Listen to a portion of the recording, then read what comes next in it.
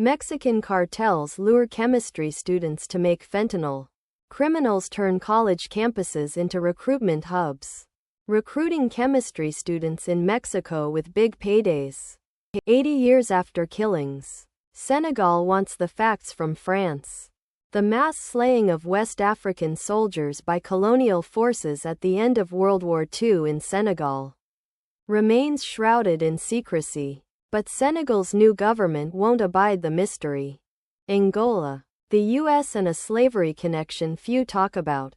When President Biden visits the country this week, he is expected to highlight a largely overlooked bond between Angola and the United States that was born out of the transatlantic slave trade. Syria rebels take Aleppo airport and attack Hama. Officials and a monitor say forces opposed to President Bashar al-Assad have captured the Aleppo airport and are attacking the western city of Hama, according to local officials and a Britain-based war monitor. Former defense minister accuses Israel of committing war crimes in Gaza.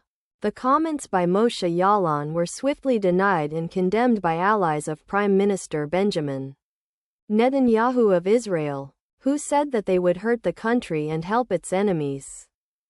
Protesters in Tbilisi clash with Georgian police. The government's decision to suspend its bid for European Union membership has driven thousands of protesters onto the streets. A power vacuum in Gaza could empower warlords and gangs. Hamas's weakened position could leave the territory without any governing institutions. France's government under Prime Minister Michel Barnier faces week of reckoning. The end of Michel Barnier's government looks inevitable, even imminent, and would add to the country's political malaise. The only question seems to be how long he can last.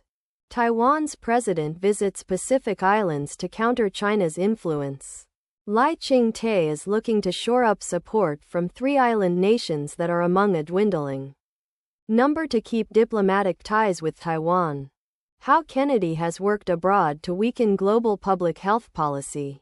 The Health Secretary Pick and his organization have worked around the world to undermine long-standing policies on measles, AIDS and more. Israel accuses World Central Kitchen worker of role in October 7 attack. The Israeli military said it killed the worker in a strike in Gaza on Saturday. To the best of our knowledge, no WCK team members are affiliated with Hamas, a spokeswoman for the aid group said. Russia captures more villages in eastern Ukraine. Russian forces are closing in on 2 strongholds.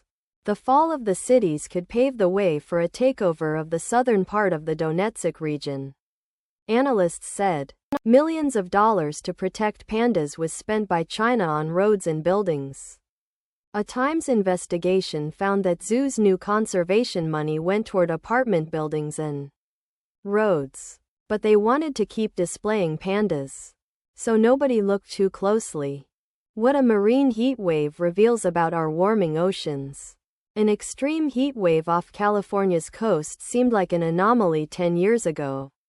But as the ocean warms, the catastrophe may be a glimpse of the future.